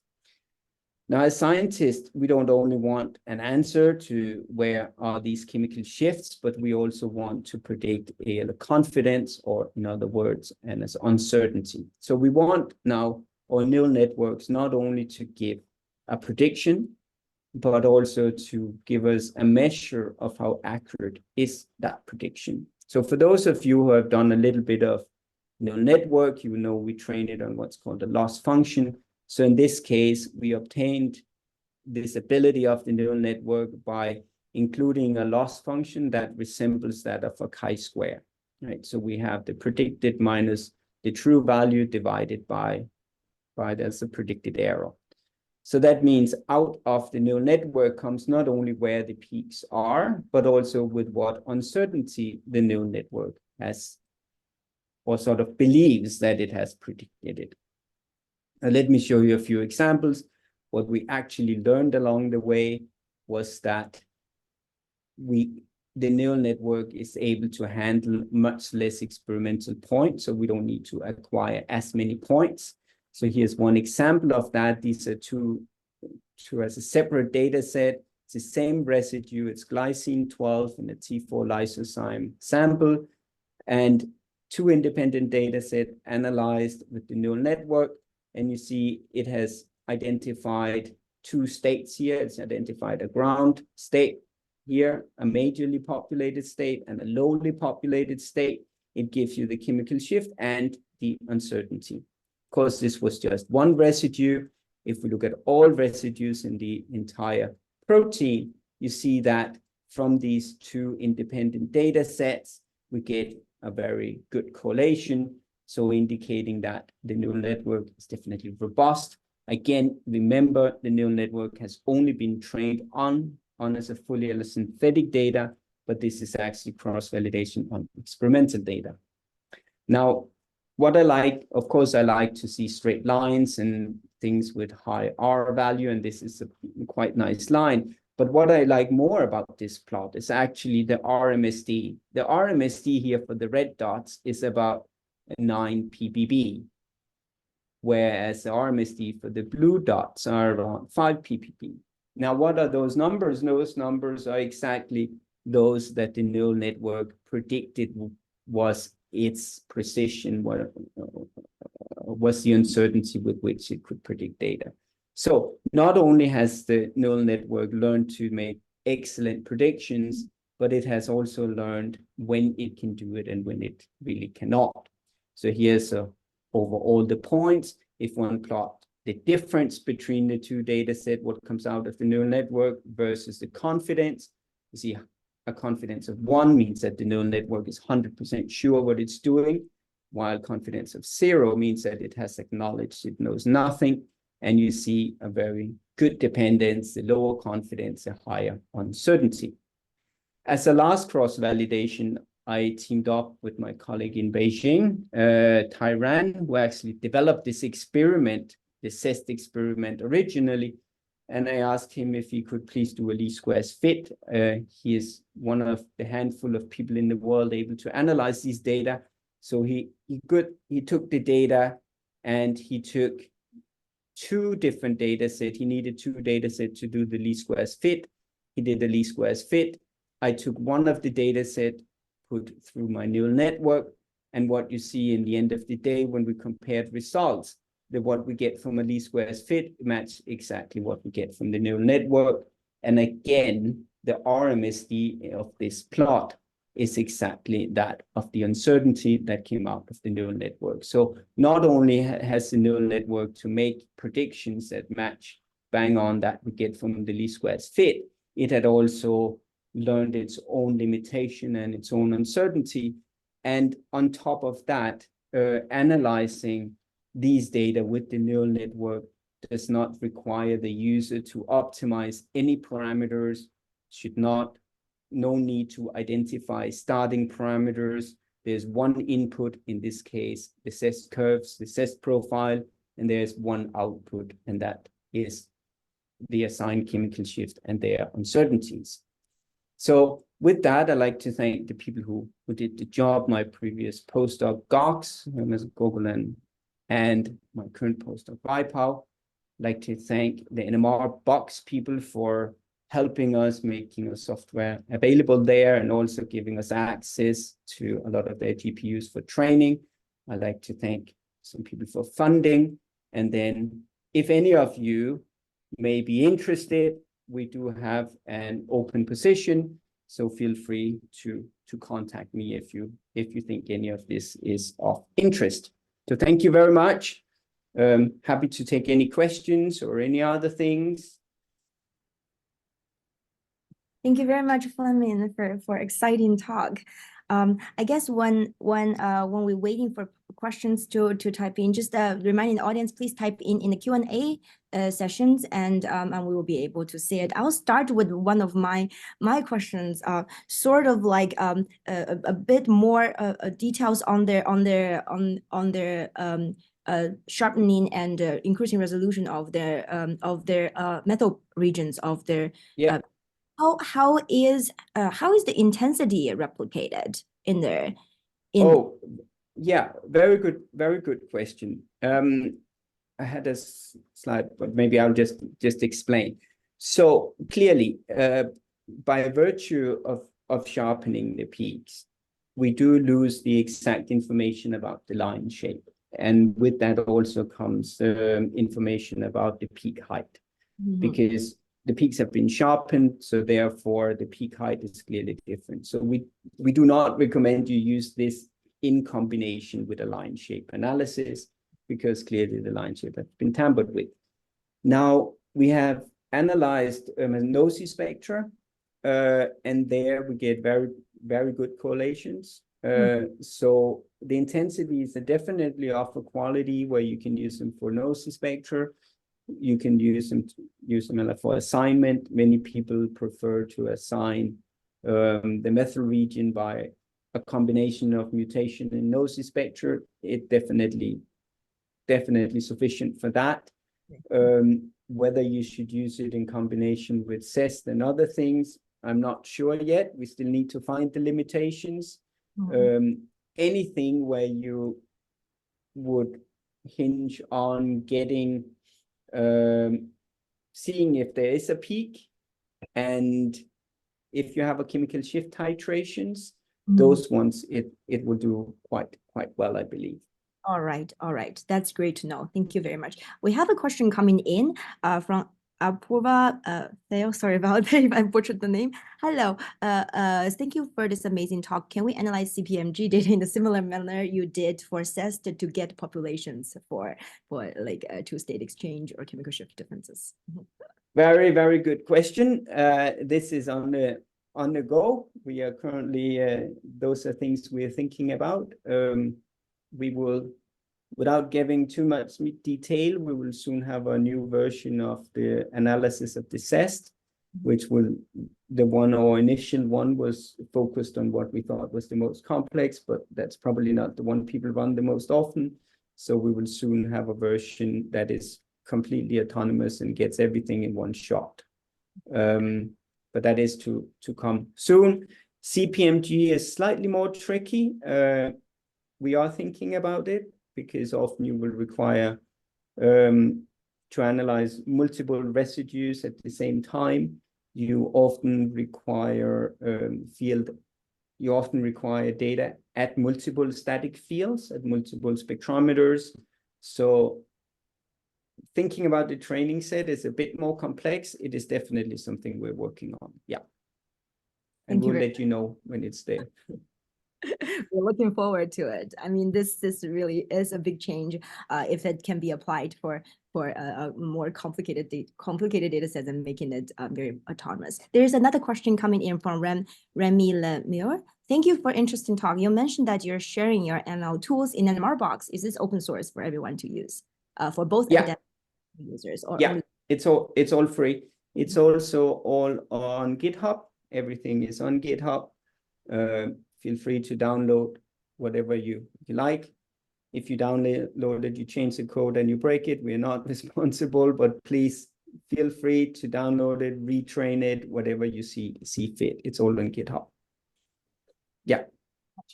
There's one coming from Roland. Is the method narrow independent on the magnetic field of the measurement as you trained your data set on one field? So it has not been trained on one field for the method narrowing. It's so how it has been trained is on a random distribution of chemical shifts along the carbon dimension. It has been cross-validated on spectra that resembles chemical shift distributions from the PDB, or not the PDB, from the BMRB, but it's been trained on completely random chemical shift distributions and also random line widths that are not dependent on the magnetic field of the spectrometer. So there's really not much in the training that points towards a specific field. That of the scalar coupling does, but since everything is done in Hertz, that is, yeah. But if you go to low field, if I may continue my question, if you go to low field, you may have stronger coupling differences than the field. So that would not be an issue. Well, absolutely right. If I am to go to a tabletop 60 megahertz, then it will not work. It has not been trained on strong coupling, and it can happen for leucine in a fully labeled sample, that one of the C deltas can be strongly coupled with the C gamma.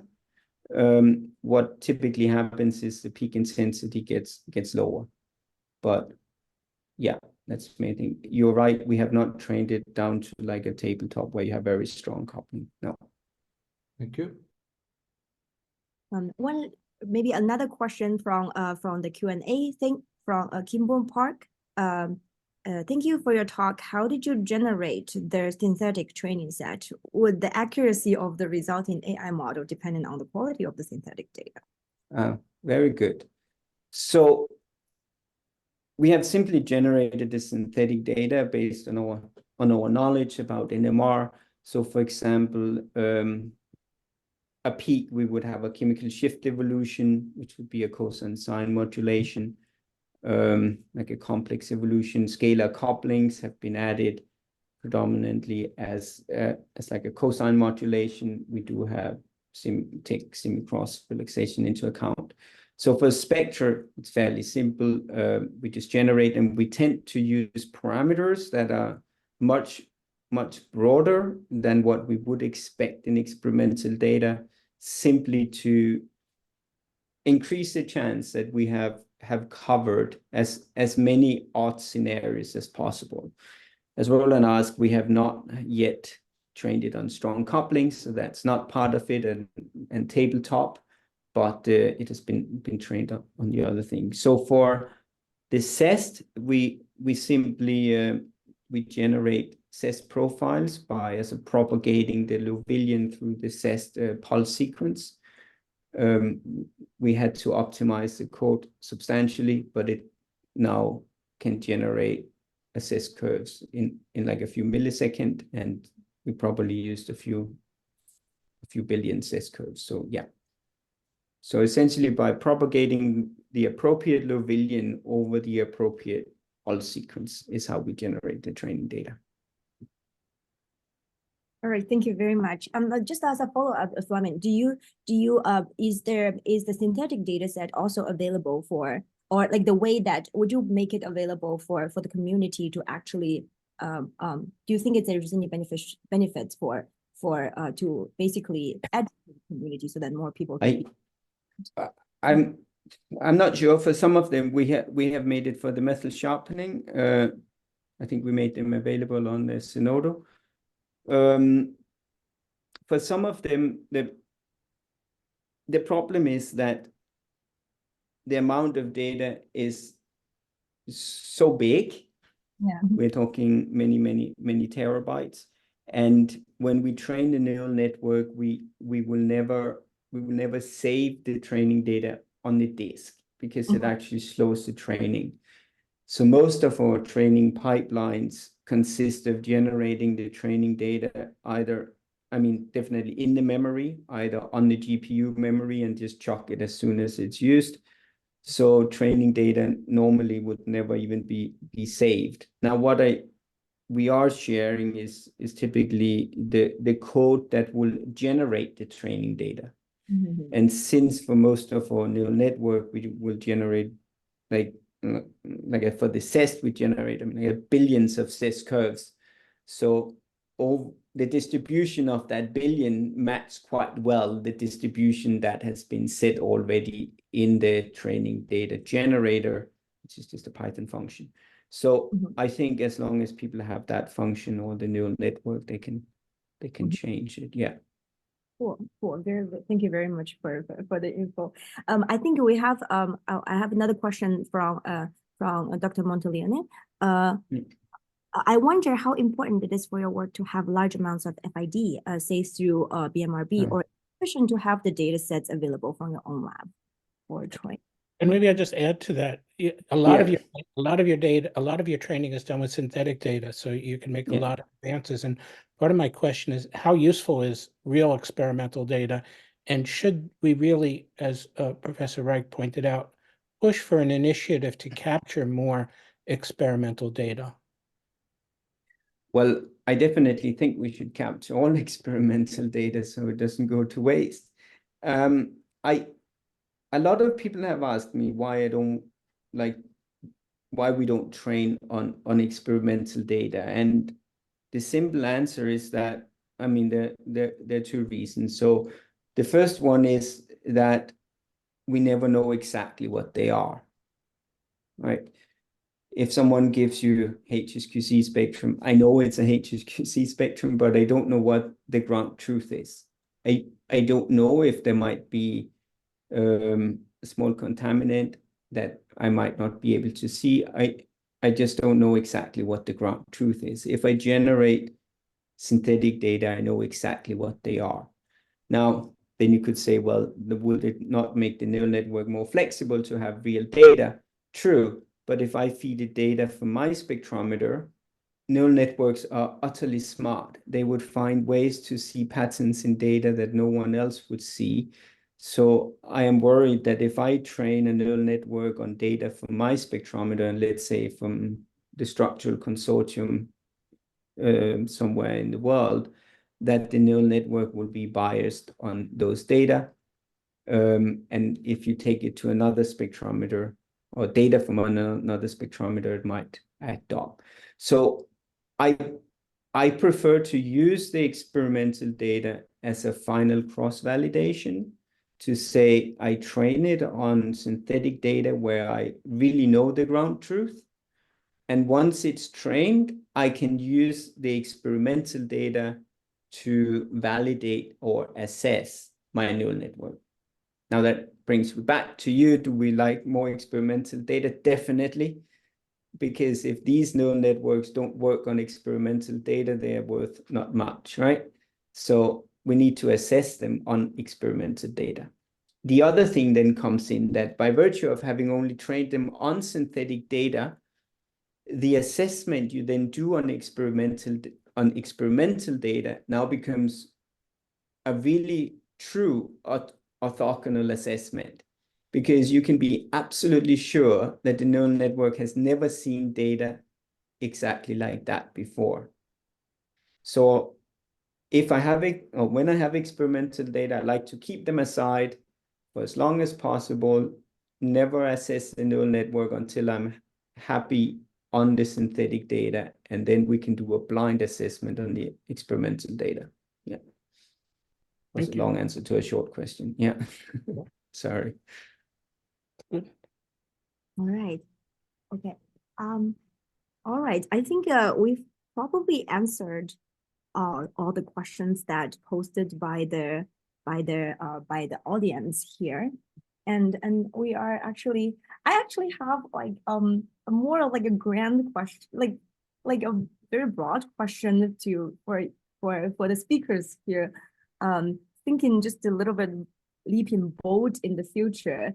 Like what kind of, I mean, we've heard about data accessibilities as a communal effort. Like what kind of things can we as an NMR community to do to actually go faster or advance this into like having more effort put into this, or having more people join in this? What kind of communal effort do you think it would be actually beneficial to utilize basically AI, get to the next step for NMR, either streamline analysis, automation, or even is it possible to generate new ideas or new pulse sequences using what the current the AI field is sitting on?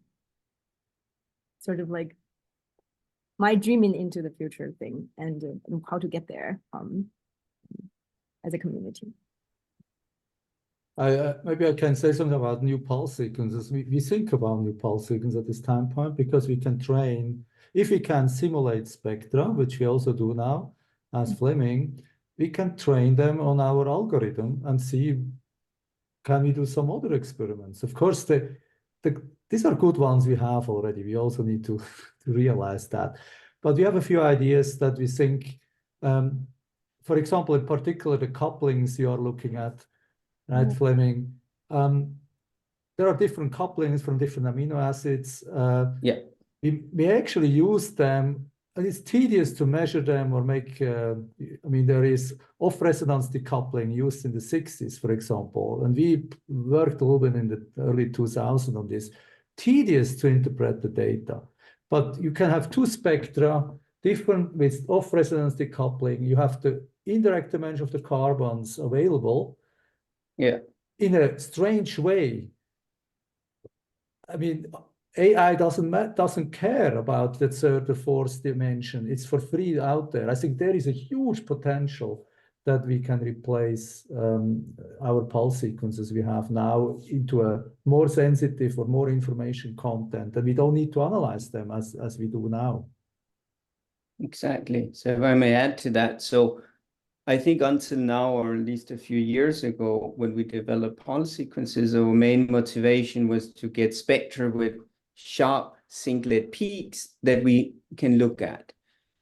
And as we've seen, what some of those applications that are shown here, that the main motivation for the future should not be to have sharp peaks, to have isolated peaks, but it should just generate spectra or data. Maybe we shouldn't call them spectra anymore, but generate data with the highest information content, and then we should train the neural network on the way. So our constraint when we are thinking about new NMR methods should not be to just get sharp singlet peaks, but it should really be to pack as much information into the data as possible and then train a neural network to untangle that data.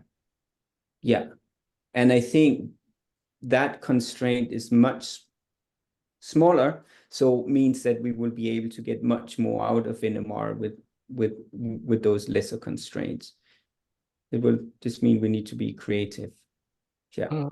Ray, can I also address your question, kind of big picture and future? So I watched for many years things coming out of computer science, which were kind of interesting, but never really right on the mark of what our domain needs are in structural biology and NMR. But in the last few years, this has changed. I'm constantly seeing through my LinkedIn site new ideas coming from the computer science community trying to apply to our domain. So I think with respect to your question, there are two things I think are very critical. The first is this kind of venue, or particularly venues that connect the NMR community and the structural biology community more generally with the people in computer science who have those skills or that ability, but need really the right guidance and the right collaborations to define what the important questions are. And the connection between your EBI and DeepMind and the PDBE has just been a beautiful example of that. The second aspect is data. One of the problems, longstanding problems, is calculating chemical shifts from structure. And it's kind of remarkable that we don't have that problem solved yet. And I think that with the right venue, we have the data actually to address that problem. It's just a matter of the synergy with that computer science community. But on top of that, capturing raw experimental data for experiments that we do, curating it in whatever ways are possible, and having that data available in archive to learn from is critical. And as a member of the BMRB, they have a lot of challenges financially and questions about where their priorities should be and the degree to which collecting FID data should be a priority. It's an open issue. But I think those to me are the thing, the venue and the connections between the communities like you're doing here, and expanded effort to capture the raw data so people work from FIDs, not just from, say, distance constraints. Yeah. Absolutely. Thank you so much. We have two more questions coming from the audience just a bit meanwhile we're talking. And from Angela Gronebom, why not have NMR CASP competition with data collected for which no structure or even homologous ones are available? We have had a few of those kind of things. One we call CASD NMR. It was organized by Antonio Rosato and others, where we took chemical shift data and NOCI peak lists and tried to compare different structure generation methods. And there were a series of papers comparing different methods like cyana and autostructure and other methods. And that was extremely valuable. And those communities learned from one another. Also in CASP, there has been a data guided structure prediction module where contacts are provided either by NMR or distance constraints and use that to guide the modeling. But really to Angela, hello, to your point, I think there can be a lot more of that. And in fact, in the Connects CASP, we have something called alternative conformational states, where the idea is to have experimental data, NMR data or SACS data or cryo-EM data, and then give the target and ask the community to predict the models and the distribution of models and assess against the data. So, but I think NMR type CASPs are valuable things to do. I agree. All right. Thank you. Thank you very much. One last one. Can I ask Angela? So Angela, I think the hard bit is a CASP for structures is very well defined. Is one mapping from sequence to structure with some other additional information. I think some ideas of what should the targets be? Should it be structures? Should it be chemical shift assignment? Should it be prediction of various parameters? I think there's so many different things we do in NMR that it's much harder to just make one CASP with one task. So, I mean, maybe also to everyone else here, if anyone has an idea, what should it be? Angela says CASP for assignments. CASP for assignment. Okay, very quick, very clear. Maybe that's what everyone wants, yeah. Maybe CASP for chemical shifts. Yeah. And then that links to the dynamics. I think we have just one last question, and then maybe I think this discussion is wonderful. I feel like I see the future here. And, things go in waves, and we have this new opportunity with the machine learning to do some things differently, right? There's the near future of solving certain things. And I think in the not too far future, things are going to be transformed in terms of how we can use this information better and more people can use it. I don't know. So I thank you. It's super exciting. I also want to thank everyone, because you're all in different time zones, for answering all the questions and the great discussion, and thank our community as well as the speakers and Ray. I think this has been fantastic. So with that, I also want to point out these things go on to YouTube. You can always think about them again. I hope we reach lots more people there, and thank the speakers for sharing their talks there. And thanks again. There's still lots of people here. And so I feel like this discussion is going to be a vibrant one going forward. Thank you. Thank you very much, Liz and Ray. Thank you. Thank you. Thank you, everyone. Thank you, Ray. Thank you. Bye. Bye.